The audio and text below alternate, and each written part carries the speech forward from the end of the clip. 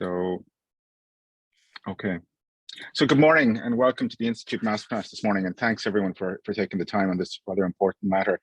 At the outset, a spot of housekeeping, if you will, and for the avoidance of doubt, we are recording this particular one. And if you have any issues with that, I would advise you from a GDPR point of view, please step off. Now, we will be sending out the recording and the registered attendees after the event. So from that perspective, we'll capture you there. Equally, from a courtesy point of view, I would ask you again to ensure that you have your mic on mute. So just to double check everyone, if you have your mic on mute, that would be super. Thank you. So look, we're delighted to welcome Dr. Peter Brennan this morning, who is going to take us through the intricacies of RFT 206674, as I think it's lovingly referred to, or the Office of Government Procurement request for tenders to establish a multi-supplier framework agreement for the provision of business management and consultancy services, which is a very, very important issue for a lot of us here this morning and for the consultancy industry in general. So I would say, you know, as masterclasses go, this really is one where the rubber hits the road and is material to your business and in terms of the success and the financial engagement of your business moving forward. So we are delighted that Peter is with us here this morning. And Peter is the chair of Bid Services. Some of you may know his organization. It's a unique organization, and it is, to my knowledge, the only organization that provides a full suite of tender management services. And I can certainly attest to it as a one-stop shop, I guess, for tenders, if you will, and the provision of assistance and support to organizations that are involved in submitting tenders, particularly to the bid writing, construction tenders, local authority, state tenders, and winning government contracts, basically. We'll put a link to Bid Services in the chat box later, and feel free to contact Peter directly if you are in need of his services or expert guidance. We can certainly, as I say, attest to his skill set, and the organization has been spectacularly successful in this particular area. Not to gild the lily, Peter, but I seem to recall you even wrote a book on the subject, which is available on Amazon as well, which for those of you who you know, are in need of some further bedtime reading, you could do a lot worse than to have a look at it. So on a protocol point of view, if you have any questions on the presentation, please use the chat box facility, and we will endeavour to pick them up as we go along, or indeed we'll have a question and answer session at the end. Now, as I say, it's quite a meaty presentation, so put them in the chat box or hold them to the end. And if we don't pick them up along the course of this presentation, we'll try and get back to you subsequent to the masterclass. Given that we have a lot of ground to cover this morning, I don't intend to belabor the virtues of the Institute, which most of you will be familiar with. However, if you have any queries, please feel free to get us on our Twitter, LinkedIn, our Eventbrite platform this morning, our YouTube, or indeed our webpage. So with that said, I would ask you to fasten your seatbelts, grab your coffee, and prepare for takeoff. Peter Akara, Garamila Market, the floor is yours. Okay. Now, can everyone see that? Not just yet, Peter, but I'm guessing it'll come up in a moment. Okay.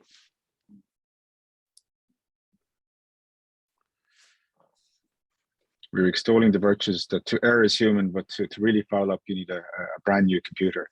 If it's not on, I'll probably have to screen share again, Pat. You need to go to share screen, I think, Peter, just on the bottom. There we go. Ah, yeah. There we are. We have liftoff. Thank you, Peter. Okay. So again, I just ask everyone to make sure they're mute and enjoy the presentation.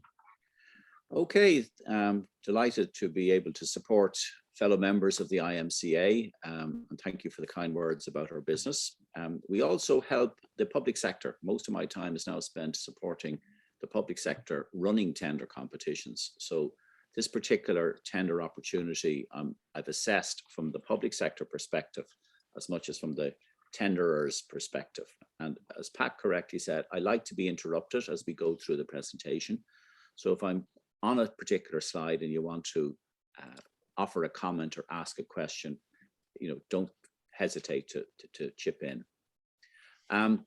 There's a caveat: this is not legal advice. I can't give legal advice. You must read the tender documents in detail. They're very long, but it's up to you to interpret the documentation.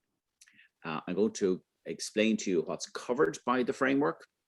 The content of the tender documentation. There are lots of issues around compliance, which I'll cover in detail.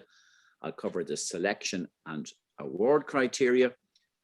At the end of the presentation, I'll explain how the Office of Government Procurement and public bodies will contract, how they will actually run the framework once it's agreed. And obviously there's a session available for clarifications. All the documents are on e-tenders, and you're all registered on e-tenders. If you're not, you need to be registered on e-tenders to access these documents. They're all easily accessible. You have to read them in detail, and I'll explain the key features of the documents as we go through the presentation. Who's covered? This is an extract from the technical specification. It specifies who is actually covered by this framework, and is professional consultants, certified management consultants, members of the Institute of Management Consultants and Advisors. This is not, by the way, a selection criteria. It is not a pre-requirement. It's just there for general information. If it was a selection criteria, we would have had to include the words or equivalent. But this covers everyone who's a member of the IMCA and or equivalent organizations anywhere in the European Union. So this particular framework has huge implications for all of the IMCA members. Now, when every tender is published, they list out what are called the Common Procurement Vocabulary. This is an 8-digit code for each subsector that is covered by this particular tender. And again, these are the subsectors that have been published with the RFT, the request for tender. And as you can see, it covers everybody. As I mentioned in a LinkedIn post, this is a late show RFT. There's something in it for everyone in the audience. So I'm going to take you through the different lots. These broad sectors have been broken down into different lots. And it's very important that you get a good appreciation as to what is in the lot that you're interested in. And you can, by the way, you can apply for multiple lots. So this will cover a huge variety of business management consulting, policy consulting, and economics. And it's very interesting. The title of the tender competition belies what lies beneath the boot. If you just read the title of the tender competition, it's hard to realize that a vast amount of research and consultancy is actually covered by the framework. The title doesn't indicate that. There are 13 lots. They're all divided up to and below a value of 140,000, which I'll explain. Lot 1 and 7 are business strategy and operations. Now, I'm going to very quickly go through these. They're all available in the documents that you should have already downloaded. You will notice in the color piece there that the type of services are typical and they're not exclusive. These are indicative. So it's up to the public sector bodies who will avail of this tender to basically add or different variations of, say, corporate planning. So this is lot 1 and lot 7. Basically, lot 1 is below 50,000 euros, and lot 7 are contracts above 50,000 euros. And I'll explain the difference of all this in a minute. Same with lot 2, organizational change management. There is a vast amount of potential business covered by this. And this is only, and I haven't managed in the screen grab to capture everything. So the list is even longer when you go into the documentation. The same with lot 2 and 3 and 9, project management, a massive amount of lean. I know there's a lot of companies involved in doing Six Sigma and total quality management. There's most of you in business and members of the IMCA are involved in these lots currently. Business process management, business process improvement, business process re-engineering. Again, a vast array of areas where many public bodies look for tenders and have been looking for tenders for the last 10 years, all captured in lots 4 and 7. a huge lot, and I've only captured some of it here, is the whole area of ICT. And again, you will see these are typical services. They're not the complete list. So the OGP is giving it to the discretion of contracting authorities, what they're called framework clients, to interpret this list if they're issuing tenders subsequently. Practically everything to do with ICT consultancy in Ireland is covered in this lot. Buried beneath the descriptor of the main title is this particular lot on policy and economics. This is a huge area. Anyone who is involved in the public spending code, in doing econometric analysis, in doing even competition-based assessments, market failure analysis, competitor assessments, government policy, huge amount of statistical analysis is covered in this. And when you read the title of the framework, it doesn't mention policy and economics. And I know in the past that basically caught a couple of consultancies out because they hadn't realized OGP was actually procuring policy and economic specialists. Lot 13 is the catch-all. So in other words, if you qualify for lots 1, 2, 3, 4, and 5, you can bid for lot 13. You do not have to have competencies in all of the lots to bid for lot 13. It's a catch-all, mainly designed for the larger requirements. So smaller consultancies probably won't be bidding into lot 13. It's for the bigger, larger contracts. I'll come back to these lots and how you need to be aware of how important they are as we go through the compliance piece, which is how to complete the documents. Very interestingly, it's important to note what is out of scope. Market research and survey consultancies, out of scope. In fact, the OGP has just issued a dynamic purchasing system for these services 2 days ago. Procurement consultancy services, such as my line of business, out of scope. There's an active DPS for these services as well. Construction engineering, out. Accounting, audit, and financial. Very interesting. There is a potential conflict between the lot for policy and economics and the accounting, audit, and financial and economics and strategy. It is possible that economic services are covered by both. So it would be interesting putting a clarification question in as to where, under which framework, if somebody's looking for economic consultancy, do they go? Do they go to this framework or the one on economic, accounting, audit, and financial? The recent deeper circular on external assurance processes for major public infrastructure investments is out of scope, but in scope is the carrying out of work for public under the public spending code. External ongoing ICT technical support services, out of scope. But that being said, what's listed in the lot for ICT services, there may be a degree of overlap. Again, it might be worth seeking a clarification. Executive search services and legal services and training, out of scope. But that being said, there's an awful lot in scope.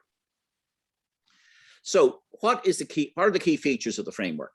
Well, first of all, a framework, as you all know, is an arrangement whereby in this case, the Office of Government Procurement, on behalf of all the public sector, apart from the utilities, puts in place a framework for, in this case, business services, business consultancy services. They are obliged in the notice, which they have done, to indicate what the estimated value is.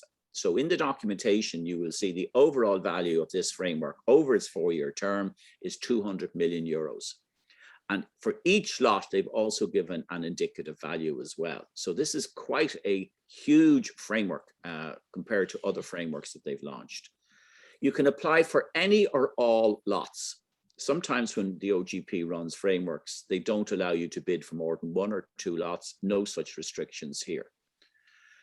Contracts under 50,000 will be awarded under what's called the Cascade Method. And I'm going to explain in detail what this Cascade Method is, because effectively the company that wins the lot when there's a cascade for under 50,000 gets first option on every tender that happens within that lot. So if you're second place, you'll only get a contract if the first place tenderer is not able to do the work or is conflicted. Very, very, very important for pricing and strategy. And I'll come back to the Cascade Method. Everything over 50,000 will be subject to what's called a mini competition. and I'll explain how they will run at the end of the presentation. The documentation clarifies that it's all of government, the Defence Forces, the HSE, all the hospitals, all departments, all non-commercial semi-state companies, local authorities, the entire education sector, and the Department of Justice, Prison and Gardaí are all covered. So this is an all capturing framework. Sometimes frameworks are limited to some categories of the public sector. In this case, everyone apart from the utilities are covered. Now, in the design of the framework, the OGP consulted widely. I know they consulted with Pat and colleagues, and they've decided that they're going to appoint a minimum of 2 and a maximum of 30 members for lots 1 to 6. That is a very high number of potential framework members. Many other frameworks that I'm working on would typically have 6 or 7 framework members only. I suspect the reason they've gone for such a high number is that under the current framework, a lot of companies who have pre-qualified are not bidding when they get the opportunity under mini competitions. And as a consequence, the OGP has decided to put more people into the framework so they get more tenders. So those of you who have not been bidding, it is now going to have an effect of allowing a much wider pool of people to get into the lots 1 to 6. And it's the same for the higher value tenders, up to 20, between 2 and 20 framework members or tenderers will be appointed if they qualify and meet the requirements. And we'll talk about those in a minute. And 30 companies or framework members will be allowed into lot 7. So it is not mandatory if you're bidding for lot 1 that you can deliver all of the services in lot 1. If you only deliver 2 or 3 of them, that's quite sufficient. So the OGP are being very flexible. So if you see all the services in lot 1, you say, oh, we can't do all of that. It doesn't matter. If you don't qualify, first of all, you have to decide whether you want to bid or not, but let's assume you're bidding. But if you don't qualify and fail to meet and don't produce sufficient evidence to convince the evaluators, you will not get any work from the public sector for the next 4 years. So in other words, there will be no discretion available to the public sector to go elsewhere, to go directly to you looking for business consultancy tenders. Everything will be covered by this OGP framework. And that is the normal for all frameworks, not just in this particular area. Go to a few more of the key features. There are required insurances. They're listed there. They're in the documents. You will note they've added a cyber insurance. This has now become commonplace. The professional indemnity limits are in proportion to the value of the contracts. Very importantly, you might say, oh, we don't have those insurances. Doesn't matter. You only have to produce evidence of the insurances when you become a framework member. So you don't actually have to have them at the moment. But if you're bidding, you would want to make sure that if you do get a letter in the coming months from the OGP to say you have been appointed a member, a framework member, they will look for these insurance certificates within 7 days. So don't wait until the very end. If you haven't got these insurance covers, make sure you're in the process of getting them. The value of the contracts, you can see in the higher value lots 7 to 13, the value is very high, whereas in the lower values, quite surprisingly, to my mind, the values are quite small. You can see there, that screenshot is taken from the tender documentation. This is a very, very significant tender opportunity. What are the timelines? Well, the request for tender has been published. The deadline for clarifications is the 2nd of March. You have the opportunity, and you should avail of the opportunity of asking questions. I'm going to do my best today to bring you through the key features of the documentation. But if there's anything you're doubtful about that helps you price or to strategize, do go through e-tenders and ask clarifications. The rule is, as you know, that all responses are broadcast. So if you wish to put a question in and never reveal your name, the response to your question will be copied to everyone who's expressed an interest in this particular tender. Now, if you haven't expressed an interest in the tender already, you won't get the responses to the clarifications that are coming through. So whatever you do, make sure that you've registered and have accepted the option of getting the tender documents. Otherwise, you will not get these clarification questions. The clarification questions and responses are legally binding. They're contractually binding. So if you ask a question and the OGP responds to it and tweaks the interpretation of the brief, that is contractually binding when the framework agreement is concluded. You have a few weeks to put your documents together, but as we will see very soon, it's going to be very demanding depending on how many lots you're bidding for. If you're bidding for a lot of lots, there's a lot of work to be done in a very short period of time. The framework applies from the 7th of August for 4 years.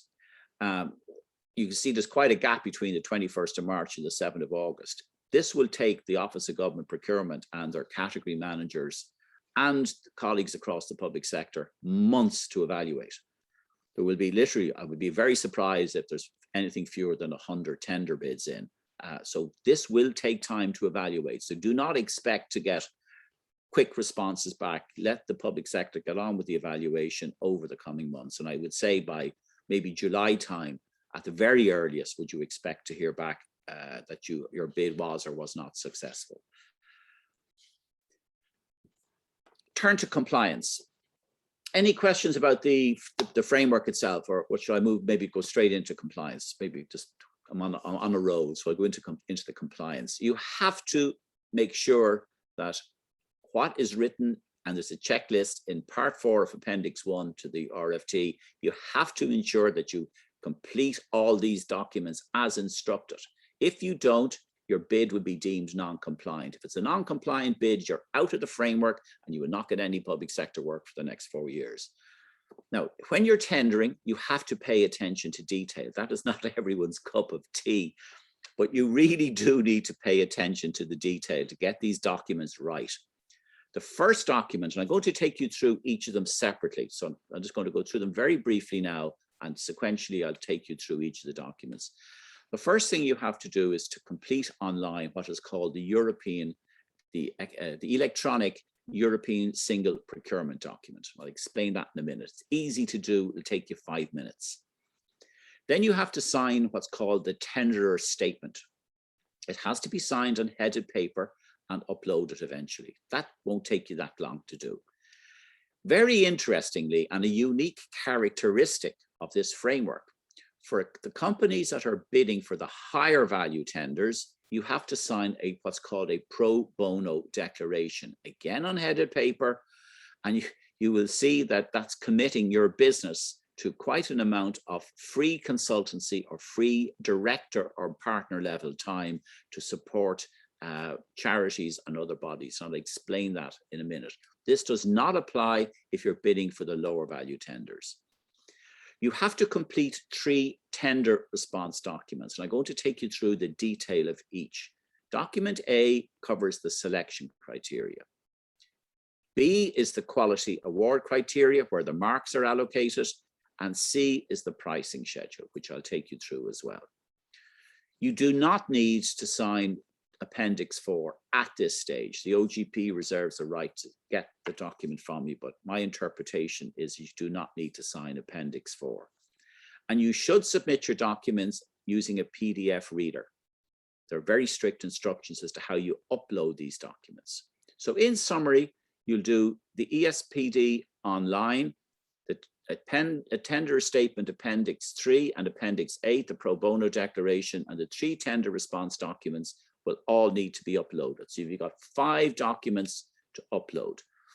And you need to be very careful about the instructions that follow and are important for each of these documents, which I'll now go through in some detail. The European Single Procurement Document is a standard requirement for procurement now. It basically allows all contracting authorities all over Europe to require bidders to declare that they should not be excluded from bidding. For example, it declares that you're not bankrupt. You'll be declaring that you have paid your social security and taxes, that you're not involved in fraud, you don't have a criminal conviction, you respect environmental rules, etc., etc. So there is a guidance available. If you're unsure about how to do this and haven't done it before, The OGP have published guidance. You can Google the document on the left. It'll take you about 5 minutes to go through the document. And it's a bit like filling in a Ryanair reservation form. You go down through the document, you can't go to the next section until you complete the previous section. So it's like a booking form. Tick this, tick this, tick this. You declare you're not this. You just have to go down through the document, ticking various boxes. Very, very importantly, if you're intending to use subcontractors, they too must fill the document. They must complete the ESPD.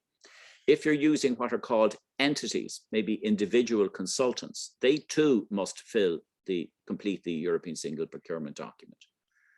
You're basically declaring that you accept, when you sign this document and complete it, that you accept the request for tender, you accept the government's terms and conditions, and you accept that you will sign a framework agreement if you're successful. So this document isn't without consequence. You also declare that you meet and can fulfill this selection criteria. Only one document has to be completed for the entire competition. So if you're bidding for all 13 lots, doesn't matter. You just fill out one European Single Procurement document. Now, when you go down to the very end, you will see at the very last page of the ESPD a button called Finalize. You press that and it's automatically uploaded into the tender competition. You can't physically sign it. There's a tweak in the system on e-tenders that you're not allowed for some strange reason. You're told to sign it, but you actually can't do it even electronically. So Peter, just to ask you, do subcontractors need to complete the ESPD before submission? Yes, as part of the submission. So if, for example, you're bidding for lot 1 and you have 3 subcontractors, the subcontractors' ESPDs must be part of your tender submission. Okay. The way to do that perhaps is to take the ESPD in Word format, send it to your subcontractors, get them to fill it in Word format, and then to upload it as separate documents. So you as the primary contractor will be able to complete it online. Subcontractors will have to and should perhaps have their ESPDs as part of your bid package of documents. And there is a Word version of this available for anyone who wants to complete it. And just a supplementary question, I suppose, if, for example, over the course of the 4 years, other subcontractors come into the frame in terms of their expert knowledge that you wish to deploy, obviously post event of the submission, how do you deal with that? Well, I haven't looked at that will be dealt with in the framework agreement, but typically the way it operates is the Office of Government Procurement or any public body, if you've got additional subcontractors, you probably just will need to alert them that you're using a different subcontractor. And as long as that subcontractor more or less meets the minimum requirements, they will be approved. There's usually little or no barriers put in way if you have to change subcontractors. Happens all the time. So, but to get into the framework is what we're trying to do at the moment. In contract management, there's a high degree of flexibility about changing subcontractors. Effectively, you notify the public body that you have a change in subcontractor and they will accept them. All things being equal, that they meet the minimum requirements, which is usually the case in 99.9% of the cases. But this document is not that complicated to complete. And if you're bidding, by the way, for any other public sector work other than in this framework, you use the same document all the time. It takes you about 5 minutes to complete, if that. That's the easy part of the arrangements. You'll see the tenderer statement. The tenderer statement basically is a standard requirement. It's a requirement under the public procurement regulations. It must be on headed paper. You see the note there under Appendix 3. Must be printed on headed paper. If you get a very finicky public servant, they will say if it's not on headed paper, it's non-compliant. And I have seen bids declared non-compliant because it wasn't on headed paper. Now that is pretty tough, but you've been forewarned. So make sure you get the document printed on headed paper. You do not want, from the purpose of a minor technicality, to be excluded from this competition. So you've been clearly warned, put this on headed paper, sign it correctly. And in signing it, basically what you're doing, you're accepting the request for tender, you're accepting the terms and conditions of the framework agreement, which is enclosed with the tender, and you're accepting the terms and conditions of the services contract that's attached to the tender. Now, I should add that the framework agreement and the services contracts have been approved by the Chief State Solicitor's Office, so don't try to have them changed. You're wasting your time. Don't be hiring lawyers in to get these documents changed. The OGP will not change a comma in these documents. They're standard for everyone. I know that will cause some issues for ICT consultancies potentially, but for everyone else, these are just standard documents. You just close your eyes and sign them. That's not legal advice, by the way. Our lawyers wouldn't approve of that. The next is this pro bono declaration. Now, you might feel aggrieved that the public sector wants you to make available quite an amount of your time, up to 5% of the value of the service. So if you win €1 million worth of contracts, you have to give 5% of that by way of pro bono time to a list of charities, non-profit organizations, and economically and socially disadvantaged or marginalized, and or the time of a level 6 resource, which is managing partner or partner. Now, the OGP is very involved in social considerations in procurement, and that's the reason why this pro bono declaration has been introduced. You'd be glad to know your colleagues in the legal profession were asked to fill out exactly the same form in a framework they have just completed. So this is not the first time this has been used for professional services. So if you don't fill out the pro bono form, your bid would be deemed non-compliant. Just for the avoidance of doubt there, Peter, I'd probably note as well, just to kind of stick with registered charities, you're probably capturing a lot of this on your CSR in any event, and you're probably, it's just a matter of capturing and maintaining a log, but stick with registered charities. Yeah. Again, this has implications for your pricing. So obviously, if you're making pro bono consultancy for 5% of the value of service fees involved, that could be quite a significant amount of money. So you need to bear this in mind, or 20 hours of pro bono services at partner level in terms of putting your prices in. So it could have an impact for some people in terms of how they want to pitch their daily rates. Now, if we go into the tender response documents, of which there are 3. This is the first document, and I basically have done screenshots. You probably have seen the documents yourselves in uploading them. These are standard documents for all frameworks. I'm used to working on these all the time. I draft these all the time for the public sector as well. So in the bottom left hand, you click, see there in the bottom left, click your name and the name of your company, the legal name of your company. And if it's trading by another name, put that in as well. Then you have to indicate the lots you're bidding for. As you can see on the table on the right in red and blue, you just tick the lots that you're bidding for. Very straightforward. And if you change your mind about what lot you're bidding for after it's submitted, tough luck. You really have to be very precise in terms of which lot you're bidding for. Many of you will bid only for 1 lot, but many of you might bid for 2 lots. Say, for example, in business strategy and operations, for under 50,000 or under 140,000, you may bid, and over 140,000, you might bid as well because you have the capacity. You're asked, curiously, on the following pages to confirm that you will complete the pricing schedule. You don't need to do anything because you'll be doing that in section C. You also indicate that you will be downloading this separately. That's grand. If you go down to the declaration confirmation, you choose yes and yes. That's all you need to do.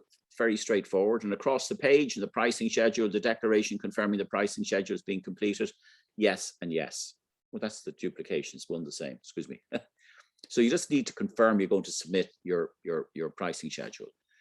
You confirm here, yes, that in relation to A4, that you have completed the European Single Procurement document. And just click yes. And yes, you can see also in A5, you're confirming that you will return a scanned and signed copy of Appendix 4 upon request. My interpretation of upon request is you don't need to submit it at the moment, because quite honestly, what's in Appendix 4 is a total duplication of what's in the European Single Procurement Document. So they're basically looking for evidence of the same thing twice.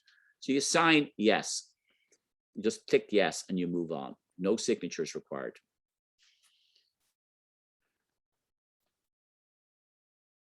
You confirm in A6 that you meet the minimum requirements, and you declare that in the European Single Procurement Document. They're not looking for evidence of some of the requirements at this point in time. Some evidence has to be provided. In relation to the minimum turnover, you have to declare that you will provide an auditor statement on request, and the details of your auditor and turnover must be included here. The auditor must be recognized by the Irish Institute or an European equivalent. Now, again, if you don't meet the minimum turnover requirements, which are quite low, I think they're as low as 50,000 for some of the lots, it is deemed, your bid would be deemed non-compliant. So just make sure that you have the relevant turnover, and if requested, you can get your auditor statement. There's a bit of a, if you see in the document, which I didn't put in here, there's a bit of a complication if you're bidding for multiple lots. You can add in the turnover as a sort of an additional requirement for turnover when you're bidding for multiple lots, but that's explained in the document. I've only covered some of the pages here.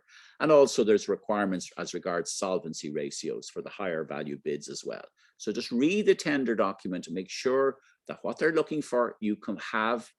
If you have to submit it, submit it. If you have to declare you provide it when requested, do so. In relation to technical and professional ability, unusually, they don't require evidence of membership of a professional body such as IMCA. In many, many other frameworks, they do. Here, they don't. What you look for here basically is that you have to provide examples of previous successful, relevant and comparable reference sites. The key words here are relevant and comparable. If you submit reference sites that are not fit for purpose for the lot you're bidding for, you will be deemed non-compliant. Now, I've sat on evaluation panels for many public bodies, and that's one of the things they look at very, very strictly. And people just throw any old reference site in. If it's not relevant to the lot, and you don't make it very clear why it's relevant to the lot, it would be deemed non-compliant. And the most important box in the reference site is the one in the bottom called the comparability narrative. In that box, and take your time composing the language, you need to explain why you've picked this reference, why it's relevant to the lot, or how you managed it, and what's covered, and how it relates to the characteristics of the lot you're bidding for. So pay particular attention to that particular box on the comparability narrative. And again, you have to do a reference site. This is the format for every lot you bid for. That is my interpretation. I've actually sought a clarification question from the OGP to the clarifications box on e-tenders. My interpretation is for every lot you bid for, you have to produce reference sites, 3 reference sites for every lot. So if you're bidding for every lot. So that can be quite an amount of work, believe you me. There are similar requirements for lots. The previous slide were for lots up to 140,000. The same requirements are for lots over 140,000. You need 3 reference sites. Why do they pick 140,000? Well, that's the current EU threshold for tenders that have to be published at EU level. And that's the reason they picked 140. Peter, just a couple of quick questions for you there, if I can. Yeah. The threshold for being in business, that's 36 months minimum that you're up and running, I'm guessing. Yes, but I think there's a degree of flexibility that if you're a new business, if you explain, they will, because of the SME policy, they will be fair. They can be flexible, but obviously looking for companies that have a track record. And just in terms of that flexibility, can consultants use the same examples of the projects across various lots that would cross over? But yes, they can cross over, but be very careful how you word the reference sites. The reference site should be bespoke to the lot. You have to be very Okay. careful. Absolutely. There's no point in putting a lot in for policy work if you're doing HR strategy. You know, they have to be very specific to what your business does and what it has done. And the reference sites can be private sector as well as public sector. They don't have to be just public sector. And also, Okay. you're putting in lots for the lower value tenders under 140,000. You should be giving reference sites for the type of work, broadly speaking, within that value. Whereas over 140,000, what the public sector will be looking for are contracts of a value over 140,000. So if you, and for that, sorry, Peter, just that de minimis kind of that 50K make or break threshold, can that be combined over a number of contracts to the same entity over a period, or is that a one singular contract? They use the word reference sites. If you had an ongoing relationship with a client and you were doing, say, for example, multiple economic appraisals for them over a period, it could be the reference site is the carrying out of economic appraisals for client X over a period since June 2016 or whatever. So you would explain that you have an ongoing relationship and you've carried out multiple similar consultancies for that client. That would be one reference site. Okay, and one final question there, just on this element. If applying for a couple of lots, for example, should there only be one Part A and Part B document that contains all info for each lot, or is it one submission per lot? Part A is a single document, but it could be very large depending on how many lots you're bidding for.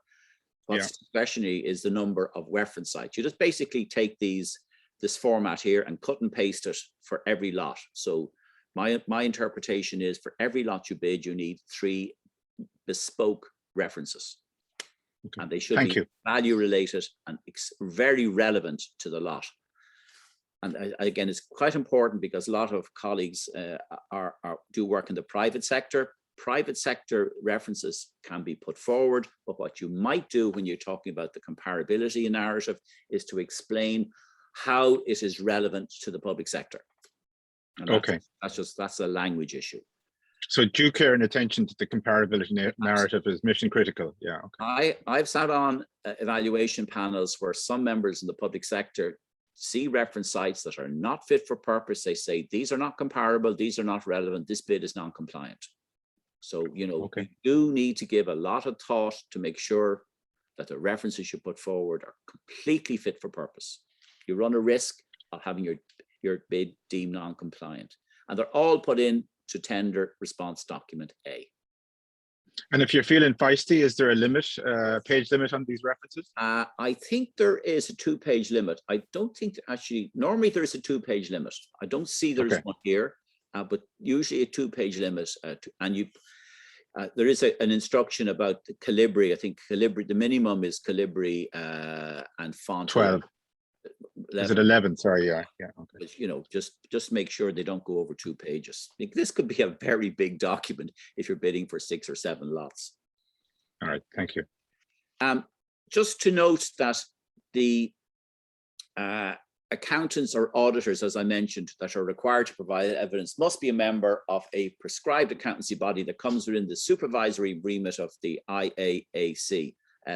So, or a recognized European equivalent. So if you are a UK bidder, you want to make sure that your auditor is EU qualified. There's subtlety there.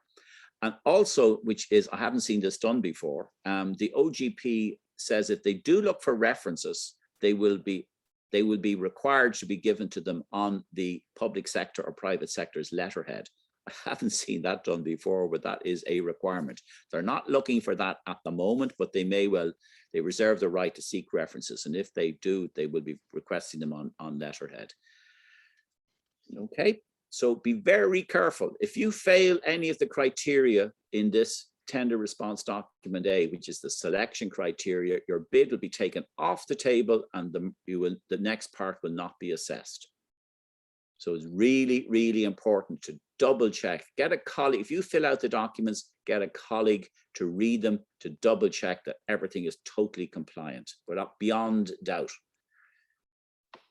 So we move on to the next document, which is tender response document B. This is the the document that will be scored. It doesn't cover price. We'll come to that in a minute.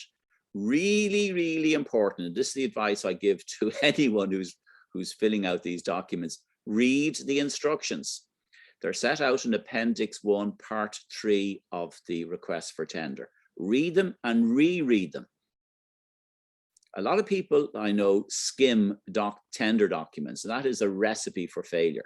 Those of you who don't get into detail will leave critical elements of the document out, and if that happens, you won't get the high marks that you deserve.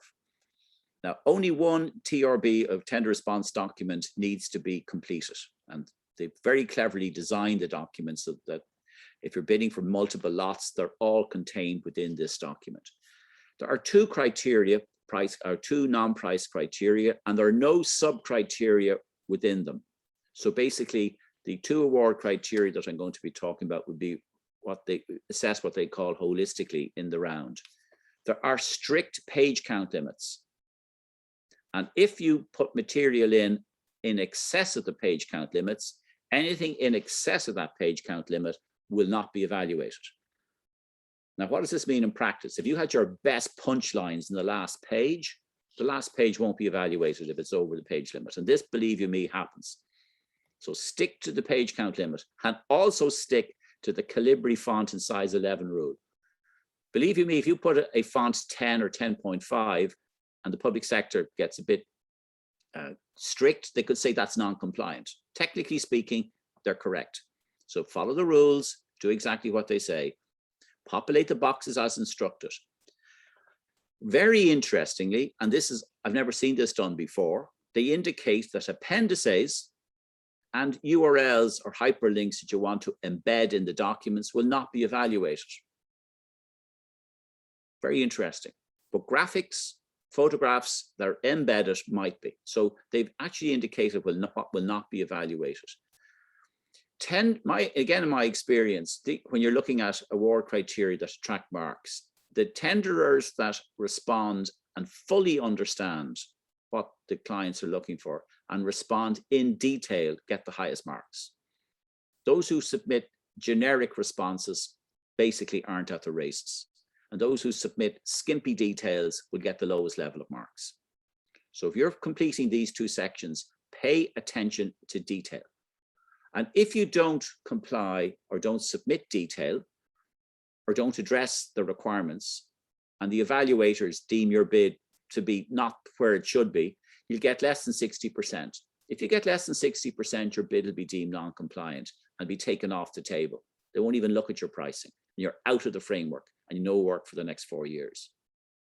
So this is quite a high bar in terms of your requirement to comply. There are two criteria. The first one has 400 marks. I'm not going to go through all the details. This is where the rubber hits the road in terms of drafting. There's quite an amount of work to be done here. There's very prescriptive guidelines given. There is a 30-page count. The guidance is, as they say in here, non-exclusive, that you can interpret it in a certain way and respond clearly, quote, bearing in mind the relevant requirements of each framework being applied for. So in A, for example, it states very clearly for lot 1, describe your service delivery methodology for a project or program demonstrating the following activities, etc. It is the same requirement for lot 2, 3, 4, all the way down the line. So these requirements have to be completed A to E for all lots. Now for F, there's no page count limit, but you're asked to produce a bespoke project plan for the lot in question. So you would take a particular lot and you have to complete a project plan, an example project plan for the core consulting practice area that you're bidding for. Now this will, completing A to E and F will take time. Putting 30 pages together will take time. Do not leave this till the 2 weeks before the deadline. Start working on this tomorrow. Start drafting immediately. The tender response deadline is the 21st of March, but to generate content that is fit for purpose will take you time. So whatever you do, read the instructions carefully, discuss them with colleagues or other people in the association or the institute, and try and do your absolute best to make sure that you have all of the material ready and written up within the page count limit. Page count limit applies to A to E only. Now, that tells me that if there are 5 sections and there's a 30-page count limit, every section should be around 6 pages. Because as I mentioned earlier on, this particular criteria would be marked in holistically or in the round. There's no sub-criteria. So that tells me that all of these more or less have equal weightings in terms of attention from the evaluator's perspective. And Peter, is A and E different for each lot? Yeah, A to E is the same for every lot. So if you're bidding for lot 1, A is the same. If you're bidding for lot 5, you have to do A. If you're bidding for lot 5,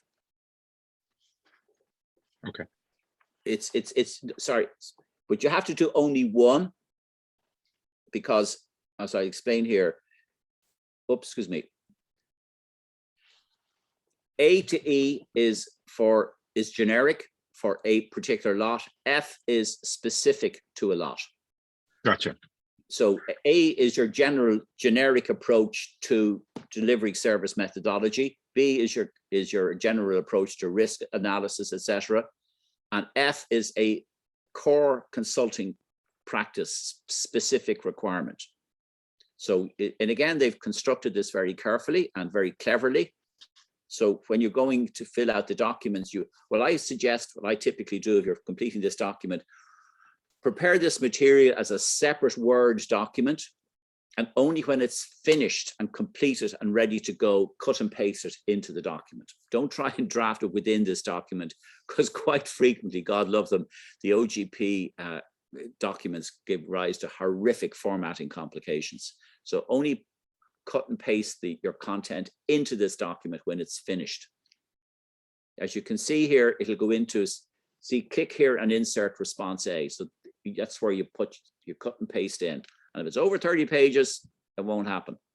And on the right, section F only, for each particular group of lots, above and below value threshold, you have to put your project plan in relation to the core consultancy practice area that you're bidding for. So that's pretty clear, 400 marks. In the same way, it's an approach to contract management, 300 marks. That tells you the price is 300 marks. It's the same requirement. You have to, if you look to A to E, describe your contract management methodology, which is generic. And B, explain how you'd manage your framework's client expectations concerning X, Y, and Z, etc. 20 pages in total. So you have to draft minimum 50 pages plus a section on a project plan. So that's a lot of work, and that will take time and obviously would require very careful review. And those of you who write in detail will get the most marks, and it is the companies with the most marks will be put onto the framework. The OGP reserves the right to allocate up to 30. It doesn't state that they will appoint 30, but they will give up to 30 positions in the framework. I think just on the last framework, Peter, if memory serves me correctly, there's 48, of which they made the point only 16 were actively engaging. Yeah. Well, that's the reason why they're doing it this way, Pat. So again, it's not just in this framework, in legal services and in many other professional services. A lot of the main players who qualified as framework members haven't been bidding for years because the prices they bid at just are no longer commercially viable, and they're not bidding. So the OGP wants far more smaller and mid-cap consultancies in this framework than was the case in the past. And I'll come to how that will have an impact on everyone's business in a minute. So you have to go through these documents in detail. Read the instructions. Read what it says on the tin. Don't bluff. If you're giving examples, substantiate the examples. Don't say we're the very best economic consultancy in Ireland. It's because we've done the following X, Y, and Zs. So give examples. Don't claim things that you can't substantiate.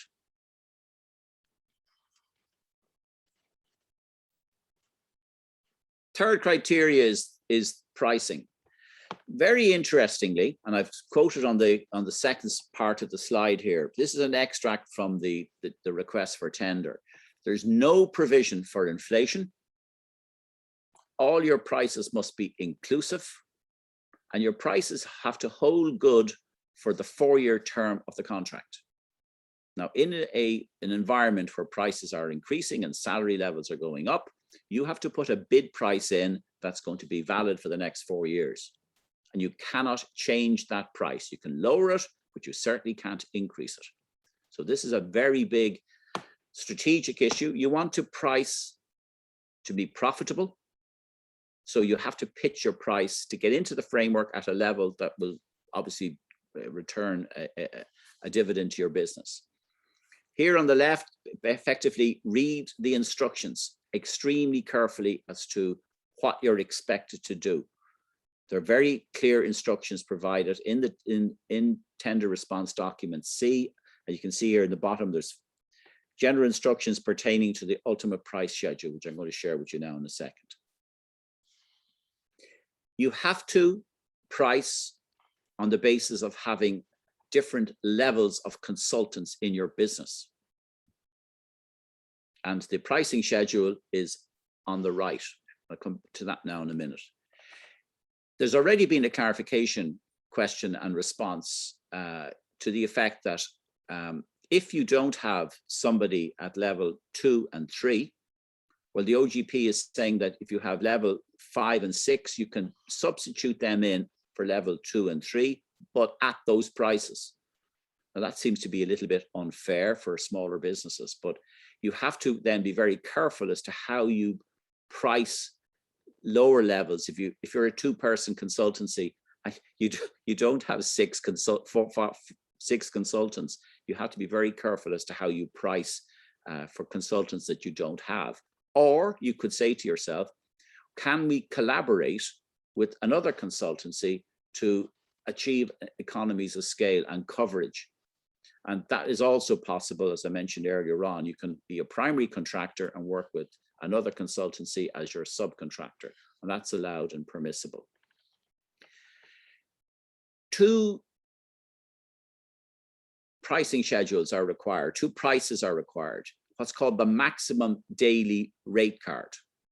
These are not assessed, but these are the maximum prices you would be able to bid when there's a mini competition.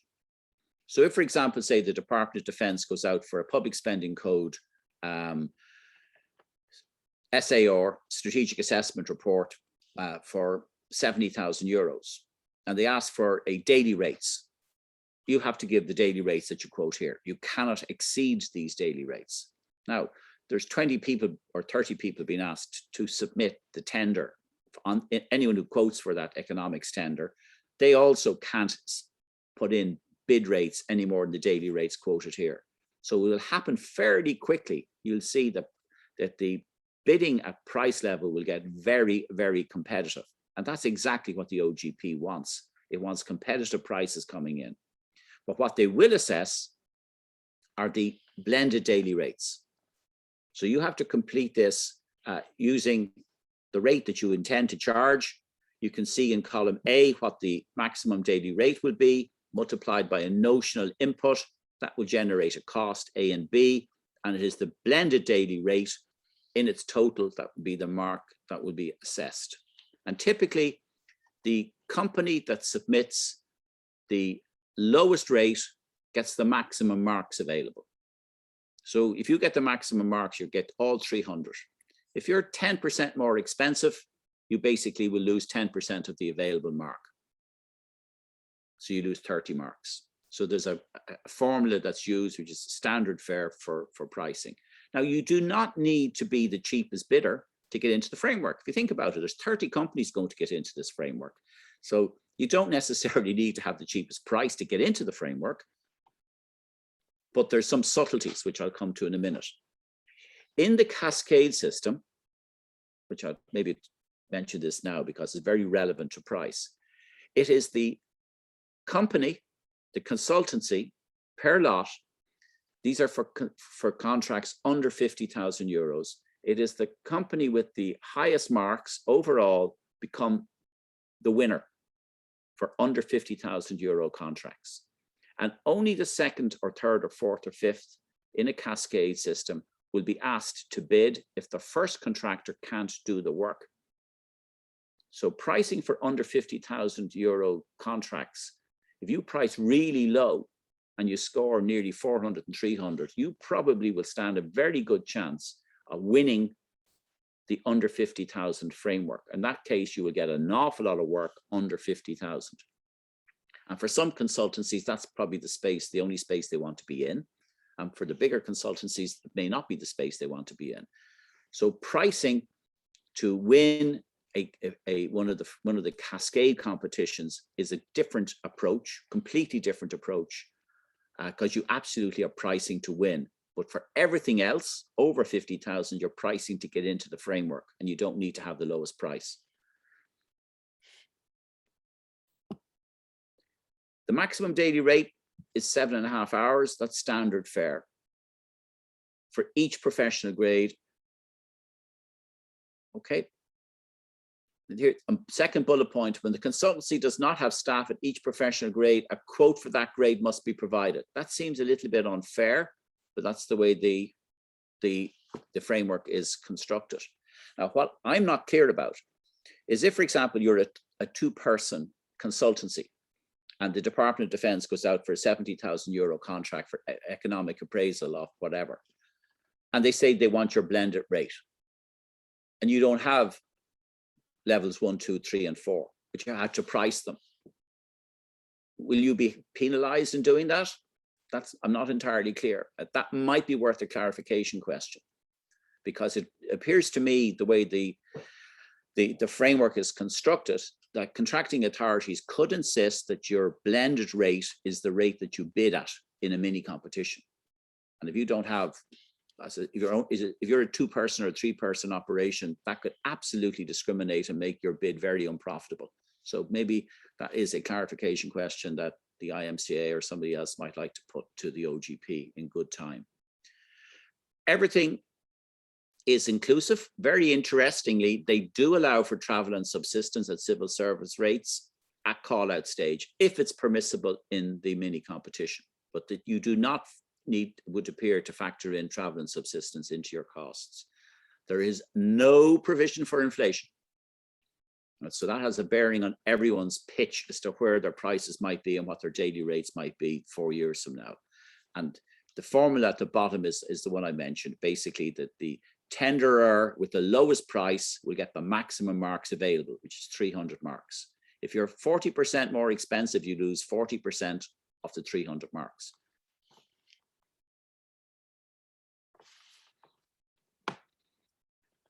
All your bids are in.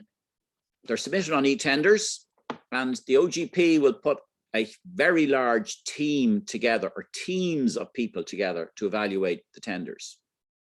They did this for legal services. They brought in people from all across the public sector, and it took nearly a year to get the recent framework for legal services signed off. In that particular case, there were 70 plus lots.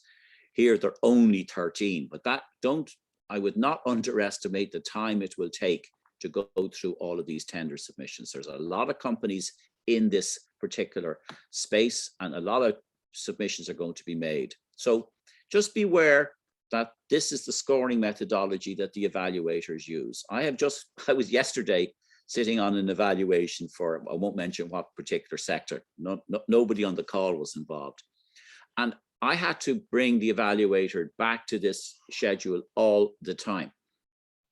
So if you get more than 90%, you have to complete and satisfy what is written down here. So when you're writing your tender responses for criteria 1A, read this. Does this response that you've just written, is it excellent?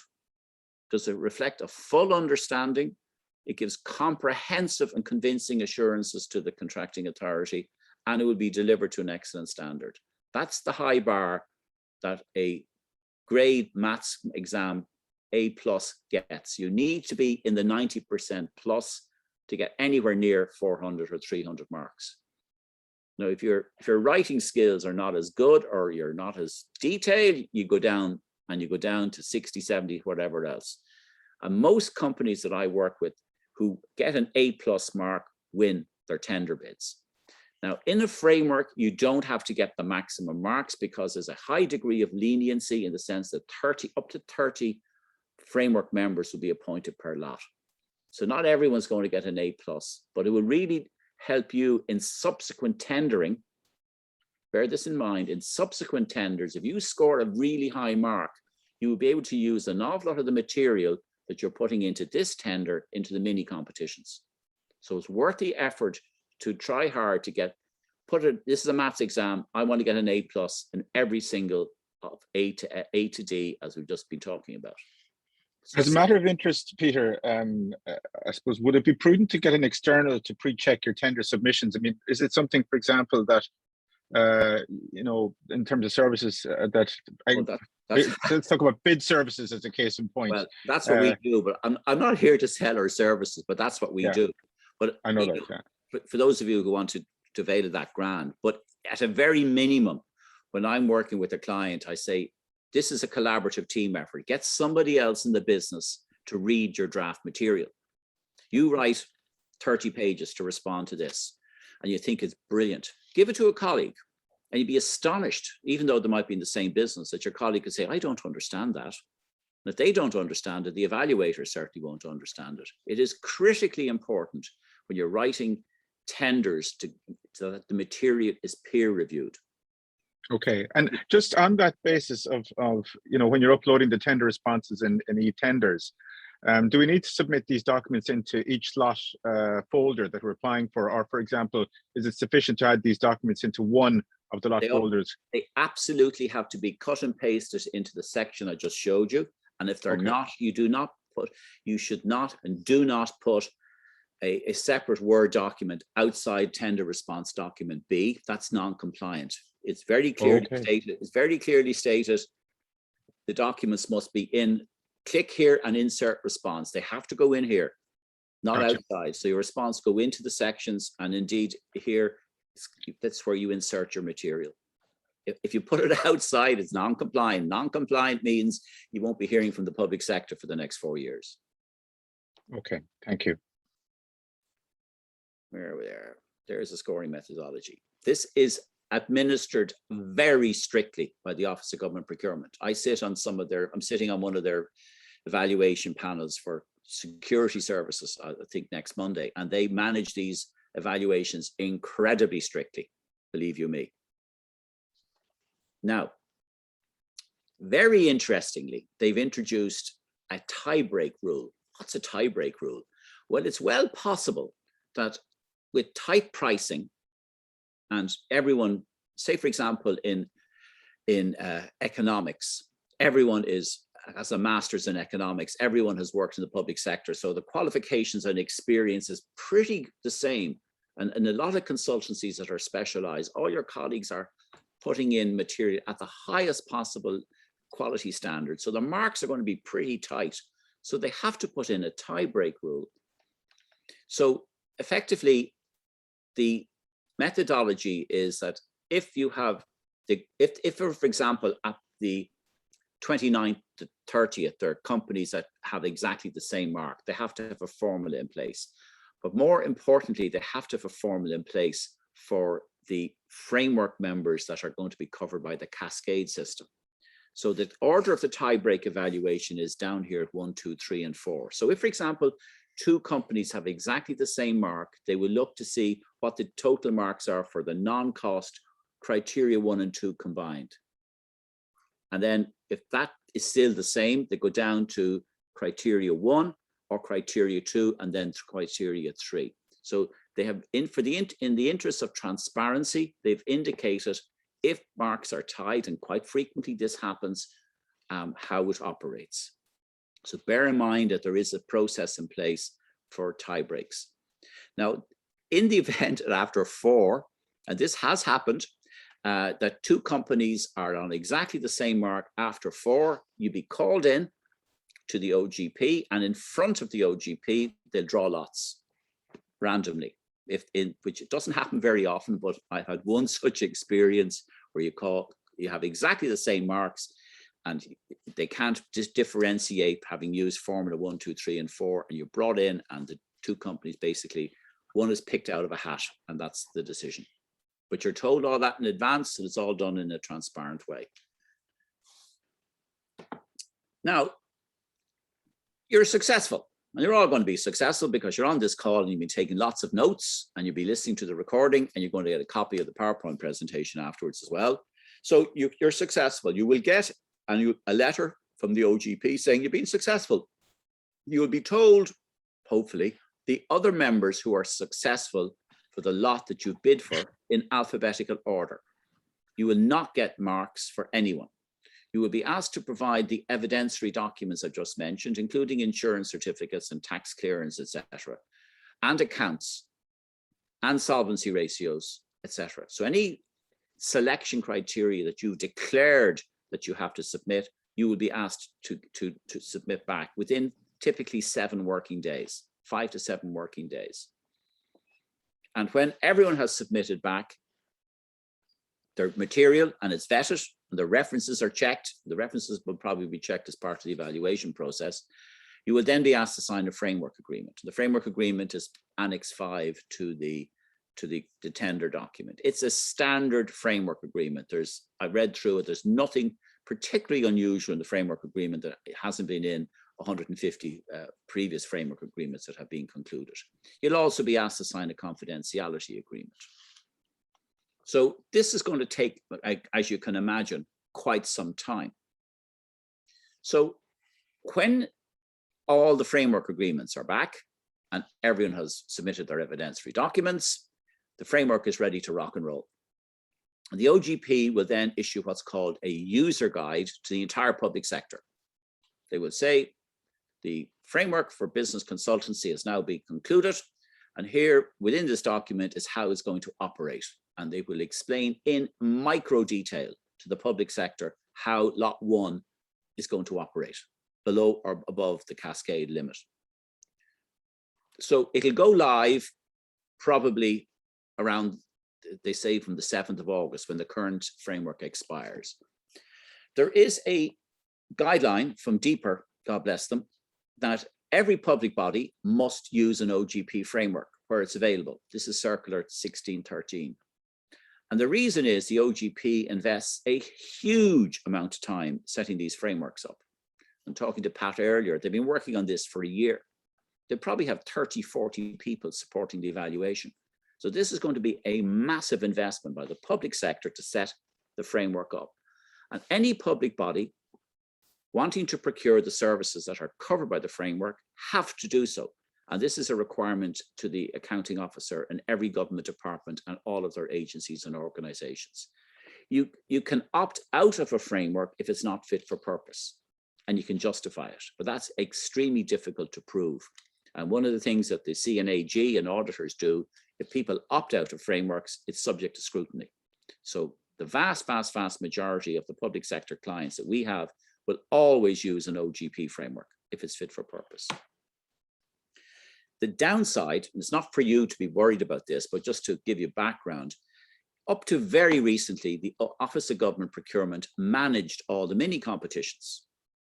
But last year, there were 1,200 mini competitions across all their frameworks, and they're basically maxed out. So they've effectively told everyone in the public sector, from here on in, you have to manage the mini competitions. They have what's called a self-serve model.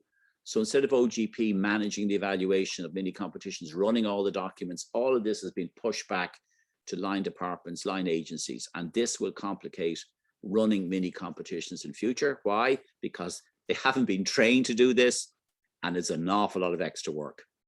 So this could be a glitch or temporary glitch in terms of the smooth rolling out of the framework once the user guide is published.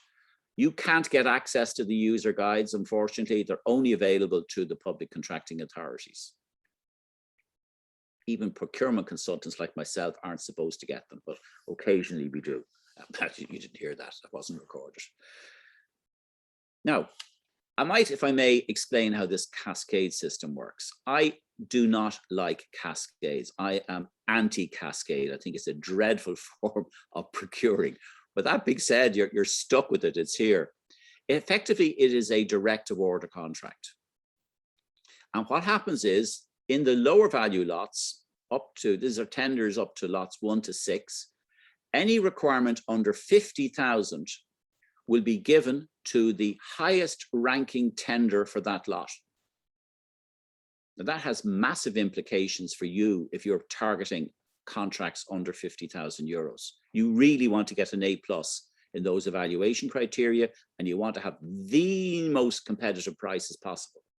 So if you are very competitive in price and you get 90% plus in you could end up being the highest value tenderer for lot 1. So anytime there is a requirement, there's no mini competition. You will be served with what's called a notice to activate services form, say by the Department of Defense. We have a 40,000 euro requirement. Your rates are agreed, and you have to fill out a little bit of detail, which is in 1 to 7 here, and you get the gig. No tendering. I'll say that again, no tendering. You automatically get the work, automatically. Now, if you can't do it because you've got capacity issues or your conflict of interest issues, it then goes and cascades down to the 2nd place tenderer or the 3rd place. In my experience, it is highly, highly unusual. Anyone who is the highest ranking framework member in a cascade ever allows the work to cascade down to somebody else. Now, I've already asked a clarification question as to where do they get the 50,000 limit from, because it is in every other framework in Ireland to date, the Cascade system usually applies above 25,000. Under 25,000, they use quick quotes, but the Office of Government Procurement have made a very significant change in policy in introducing this arrangement, which is up to them to do. They decide policy, but it is a change in policy compared to what's happened in other frameworks. So for the smaller businesses who are members of IMCA, this is a unique opportunity in your niche area to be a framework member where you will be able to be ahead of the posse. If you are very competitively priced and you can do the work, you'll get it. Now, complication. The lots are written in such a wide area. So you could be a brilliant economist, but lot 1 is not looking for economics, they're looking for policy. And you're the highest ranking tenderer in lot 6, which is for economics and policy. And the tender is for policy work.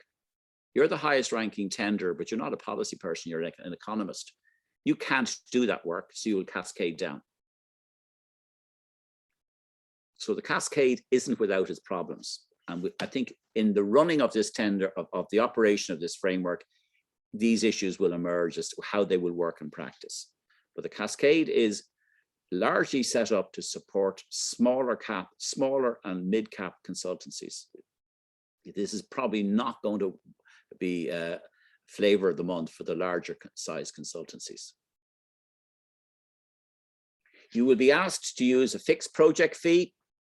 In other words, the Department of Defense could say, we've got 40,000 euros to do an economic feasibility study. What can you give us for the 40,000 euros? Or they get quoted, they may seek a daily rate or a blended daily rate. Now, if there's a blended daily rate and you're only a 2-person consultancy, you've had to price levels 1 to 4, the juniors, at a much lower rate. You will get creased in terms of your price, because you'll probably have to, say you're bidding at 1,000 euros, a blended daily rate, you may end up at 600 euros a day, and that's the rate you'll have to bid for. So basically, that may or may not be commercially viable. In a cascade, if you are asked to bid, you always have the option of saying no. You will always be asked to bid because you're the highest ranking. You're not obliged to avail of the cascade offer. You could say, if it doesn't work out pricing wise because it's blended rate, I'm not bidding. So the opportunity, as you can see here in the 2nd bullet, will pass to the 2nd and subsequently ranking tender. If you don't respond within 2 days, that's very tight, you confirm your ability to perform the required services. So you could be the economic consultancy that is the highest ranking member in the cascade. You will confirm in 2 days that what you're looking for, we don't do. That is not our corporate, that's not our speciality. If you don't have capacity, you have the option of telling them that within 2 days, and it goes down to the second, indeed third. If you don't have the subject matter experts that they're looking for, it will cascade down. And if you don't return the signed form within 5 days, it'll automatically cascade down. Very, very cumbersome way of running a competition, but that's the way the OGP have decided to do it. I think it'd be very interesting when this goes live, is to maybe towards the end of the year, over the first 6 months, is to get members' feedback as to how this is working in practice. Unfortunately, the rules are set and the OGP is not going to be able to change them. But the rules are, as long as we all understand what the impact of the rules are. Yeah, and I think also to reiterate what you've been saying, Peter, now is the time to get your questions in and get them in. Yes. Don't be shy at because after this, the shutter comes down and that's it, game over. You either, you're either in or you're not. But ask your questions now and get clarification from the OGP on the eTenders website. Couldn't agree more. You've got another week or two. And again, what I'm saying today, it may prompt a lot of you to reflect and ask questions. The framework agreement explains very clearly in Appendix 5, Section 5, how the mini competitions will work. Typically, you will be all 30 in lot 1 or whatever lot will get what's called a supplementary request for tender for all contracts over 50,000 euros. You're all eligible to bid. There will be a marking scheme, which is already indicated in the documents, which I'll come to in a minute. And if you win, you get a services contract, which is also part of the tender documents. The unsuccessful bidders will get a notice that they were unsuccessful, and they will get their marks, and they will get the marks of the winning bidder. Always, always, if you're in a mini competition and you are told you're unsuccessful, always seek feedback, detailed feedback, and always look for the marks of the winning bidder, which should be provided to you. So if you're unsuccessful in the first mini competition you bid for, and you bid in at price X, and you only get 200 out of the 300, that basically tells you you're 50% priced out of compared to the winning bidder. And that sort of intelligence will tell you, if you want to bid in the second mini competition, you have to sharpen your pencil in terms of price, because the winning bidder got maximum marks and you were way off the marks. So you will get feedback in relation to the award criteria on an ongoing basis. And that will help you, as it does me in my own business with procurement. I know the pricing point now of all my competitors, which you will know very quickly once these mini competitions roll out. When the mini competitions are rolled out, the contracting authorities must use this grid. So they will look, if they're setting approach and methodology, the weighting limits are between 10 and 40. In ultimate costs, anything up to 70%, but nothing lower than 20%. Very interestingly, and I'm going to come to this in a minute, sustainability is becoming flavor of the month. And you will need to have something in your armory, in your bid collateral about sustainability and green public procurement, which I'll talk about now in a second. It's not necessary, perhaps at this stage, when you're responding to the tender response documents, the 2 criteria, but in future mini competitions, bear in mind there's a lot of guidance which is available to you as to what you should be referring to when you're looking to green or put a sustainable bid in. So be very aware that public sector bodies are now being trained to apply green public procurement criteria across the board. In the program for government, it is stated that it would be a legal requirement to have green public procurement in all government tenders by 2023. So you got advance notice before these mini competitions start to roll out, to start looking at how you can put in green sustainable criteria, put in your sustainability statement, perhaps and there are various tools available from from the Department of Business to do a carbon audit of your business. It's free, get one done. So basically you can say that we've done a carbon audit of our business, the carbon footprint is X, et cetera, et cetera. So beware when you're running for these mini competitions that this issue is going to be very big and don't want to catch you unawares. Another huge issue, which a lot of public bodies are only waking up to now, is contract management. Now, again, it's in the tender documentation. You must appoint a key account manager at the level of principal. That basically is at level 6. And there are very specific responsibilities for an account manager set out in the framework agreement. You have to give a lot of reporting to OGP. And again, all of this you will not get fees for, and you need to bear this in mind when you're doing your pricing. Contract management, usually in the public sector, is not a chargeable business, a chargeable item for frameworks. So be very, very, very careful in your pricing to reflect the fact that you will be doing some work that's not billable. Regular management reports have to be provided, and there's a long list set out in Annex 1 to the framework agreement. If you can't provide these reports or don't provide these reports, or you don't have management information systems in place, just double check how you might get support and assistance. You also need to provide oversight as to how the services are being delivered in terms of a project plan.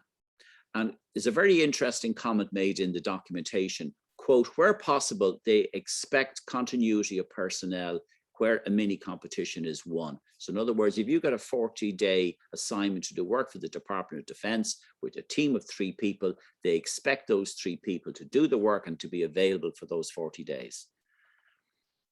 The framework clients may, and I suspect they'll only do this for contracts over 140,000, may ask you to provide an SLA and set KPIs, key performance indicators. That is suggested to the framework clients. It is not a requirement, but it could well happen.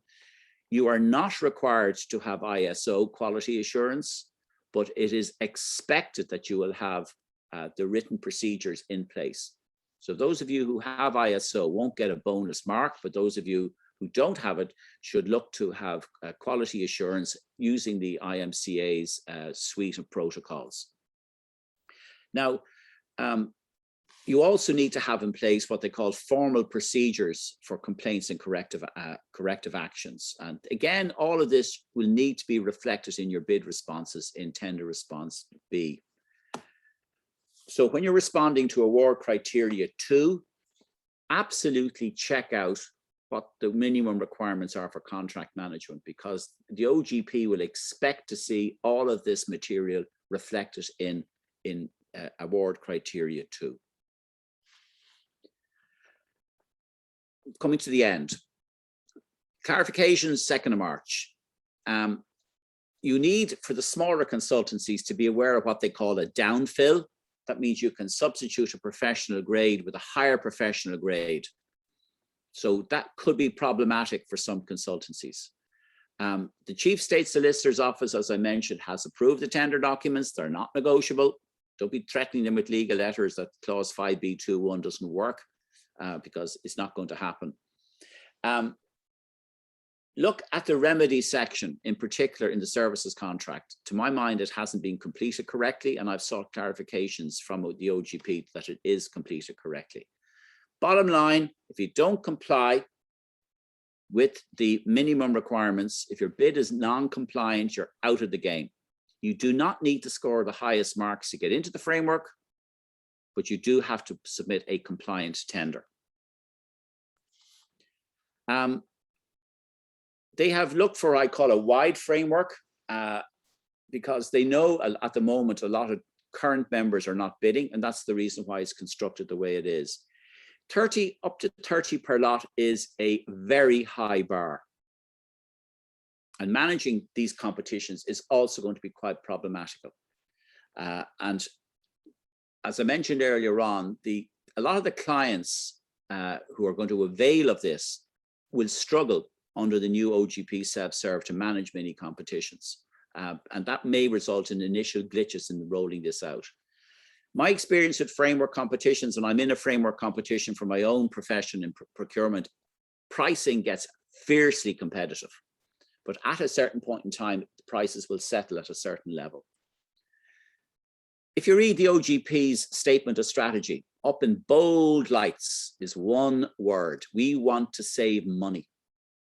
They're not there to help you be profitable, they're there to save exchequer funds. So pricing to be profitable is your point of view. It is not the OGP's perspective. They want to save money, and this framework, if it's rolled out the way it's intended, will save money. We'll take questions. Might pause for a break. I've been going on for quite a while, Patrick. Could we maybe take a 5 minute? Thank you, Peter. Appreciate that. And if I could just ask you to stop sharing screen. Now, just to confirm, folks, that we will be sending out this recording and indeed Peter's presentation, but in fairness, to let him rest his tonsils for a moment, if anyone has any questions, this would be a good time maybe to come on screen now, and we'll try and address them for the next 5 or 10 minutes and have you out in reasonable good order. Yeah. Okay. Thank you, Peter. I mean, that was really interesting. I know one of the questions we've been getting in the Institute here is, you know, what's the I suppose the engagement with the Institute and the OGP, and where, you know, where the rubber hits the road there. So from our perspective, where it is, 5 minutes. We'll come back.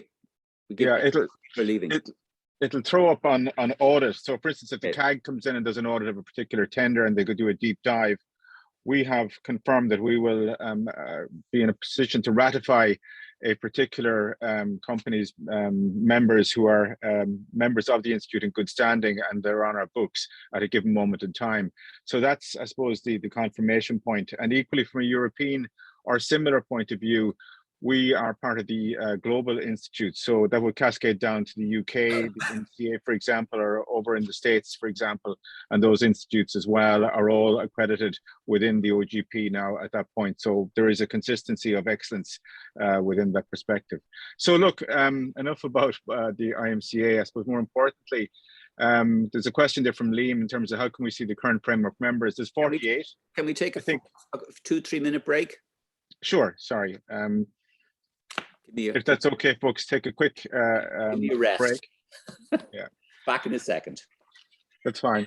So to answer your question, Liam, the current framework members we are aware of them. We can have a chat with you directly if you want to know, but there are 48. Within that context, I think 16 of them were actively engaging and participating in it. Obviously, the bigger practices would be very much in the fore there, and some mid-cap practices as well. But this really is an opportunity for the smaller, the SME sector, which they're encouraging to get involved and actively participate in it, if that answers your question, Liam.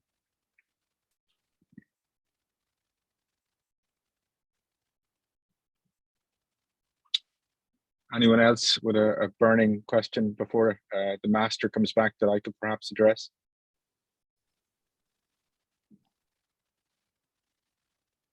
Well, to that end, we have another masterclass coming up next Thursday with Michelle O'Connor on governance and self-ethics, which should be quite interesting. And it's to that piece, you know, which came up about the pro bono work. And we'll ask her maybe to do a little bit of positioning around that as well. A lot of organizations are very much vested in the space at the moment where they are doing a lot of pro bono work in any event. So I think probably one of the things we would say about that is make sure you're capturing it. But equally, I noted it earlier that you really need to engage with organizations that are probate. And the way to do that really is whoever you're dealing with, do it with registered charities. And the charity regulator has the list up on their website, so you can double check and just capture the amount of billable hours you put in. Relatively speaking, you're obviously going to be doing a pro bono. That's one way to do it. I would suggest to you. Equally, a lot of organizations get involved in the likes of the Pieta examples and so on, or they give professional courtesies and services to organizations and charities on a regular basis. It's just a matter of capturing that within the context of the framework.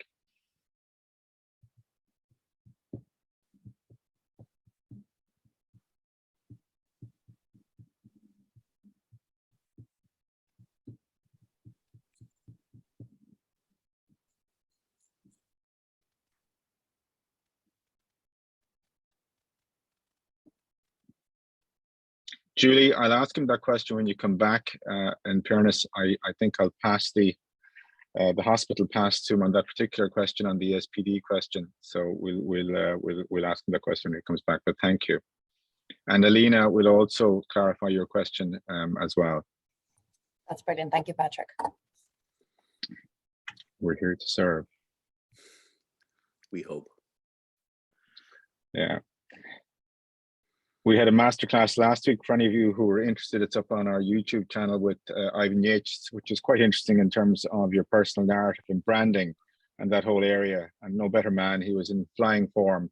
So if you want to see an interesting session where he's in full flight on how to manage your and curate your personal and corporate narrative in terms of personal branding from a consultancy point of view, it is actually quite insightful and interesting. Don't necessarily agree with everything he said from a point of view of some of his particular views, but having said that, I think the advice he was giving was quite good, and that's up on the YouTube channel. We'll be sending out details of that as well. And if any of you have particular subject matters that you may be interested in for masterclass subjects, we have one come up, for instance, on diversity and inclusion in early March, and another one on getting people back to work from the hybrid, the virtual environment back into the offices with Marita, our president. Please drop us an email, because we're quite open to exploring subject matters that may be particular of interest to you. And they change on a regular basis, and we're trying to keep up to date and have done over the period. And we normally, in most instances, have you out within the hour. This one, because of the subject matter and because of the granular detail that Peter has been kind enough to go through with us, is a little bit longer. And the fact that it is so mission critical to a lot of the members in terms of getting it right. Okay, we got my breath back. Now, Peter, there was two questions just in the first instance. I suppose it was a supplementary question from Melina there. When submitting all relevant materials, the part A, B, and C, do these get uploaded into each lot folder depending on which lots are being applied for, or just any lot folder? Tender response document A goes in as a single document. And if you're applying for multiple lots, the only difference is that you have to copy and paste the reference sites. And that, okay. So if you're bidding for 6 lots, you need 6 sets of reference sites multiplied by 3, all in the one tender response document. And that's uploaded as a single document. Okay, Alina, this. Sorry, yeah, I just, I'm looking at e-tenders now, and I'm seeing there's 13 folders for each lot. So basically my question was, if you need to attach part A, part B, and part C into every one of those folders, does that make sense? No? Yeah, so not to my knowledge. I stand corrected. Okay. There are 12.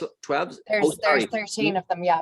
When you go into the e-tenders page, there are 13, but but that merits a clarification question. Typically you submit your bid in lot 1 and it covers the entire shebang. Because it has been split into 13 lots. You don't have to submit the same documents 13 times, but again, that should be a clarification question. It's very clear that you only have to submit tender response document A once, B once, and C once. Brilliant. Okay. Yeah, I've submitted that as a question. I just wanted to check with you. Yeah, but that's just the way the e-tenders is set up. It just generated that image. Peter, we might just ask you to come off share screen there, and while you're doing that, I'll ask a question from Julie. ESPD question. Under part 3, there are new questions asking us if the information, for example, participation in a criminal organization, is available at no cost to the authorities from an EU member state database. Where can we find that information? First of all, you only need to find that information if you tick yes that you're a member of a criminal organization. So, okay. So I don't think you need, if you say no, it doesn't apply to you, you just move on to the next section of part 3. It's the part 3 is the exclusion criteria, and part A is grounds relating to criminal convictions. If you basically tick no, just move on to the next section. You don't need to put any evidence. And we put a link into the document there earlier in the chat, which you can find further back up. Donald asked us on an earlier slide, the requirements, and I was curious about this myself in terms of the insurance, and there's a reference to cyber insurance. When and does cyber insurance apply as a requirement for the tender? Or is it general? Is it catch-all, or is it specific to IT? No, it's not. For example, I offer procurement services, and I've had to bid for a tender recently, and I had to have €1 million of cyber insurance, largely because I was accessing and was getting access to a client's documents. Okay. Also, if you're, for example, collecting data on behalf of a client, if, for example, you're doing surveying for HR consultancy, you're accessing data that is potentially sensitive. So the public sector has taken guidance from the claims agency, state claims agency, that cyber insurance is now part and parcel of bidding for government work. It's not cheap. It's going to cost a couple of grand, and again, that should be factored into your pricing. Cyber insurance does not come cheaply. So if you don't have cyber insurance, and I think it's 500,000, price it every year, and make sure you have that priced in your head when you're going for your daily rates and blended rates, because it is an overhead which you may not have had before. PI you get anyway, but that, you know what that is, because that hasn't changed very much.